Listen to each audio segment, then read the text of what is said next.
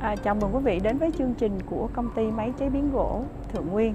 Và hôm nay chúng tôi muốn chia sẻ đến quý vị một cái dòng máy cưa rông với thương hiệu là Sunray, còn gọi là Extra Sharp, và tên dòng máy là Advance, đến từ Đài Loan. Cái bộ này là bộ vệ sinh rây tải, và cái phần này là cái phần đèn báo hiệu khi lưỡi cưa thao tác và khi mà không có thao tác. Có những cái phần mà bơm mỡ như thế này cho cái trục.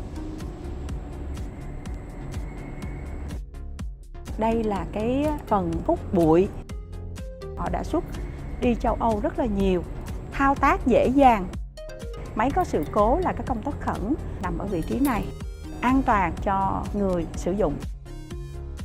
Và đây cũng là đưa phôi bằng biến tần, và họ sử dụng bạc đạn cho trục của SKF. Chất lượng cũng giống như là thời gian mà sử dụng nó rất là lâu bền. Đây là một cái ổ điện, sử dụng thêm cái laser. Chúng ta chỉ cần gắm cái laser vào đây là laser sẽ hoạt động. Khi mà chúng ta sử dụng cái laser thì tiết kiệm phôi gỗ của chúng ta ít nhất cũng phải là 30%.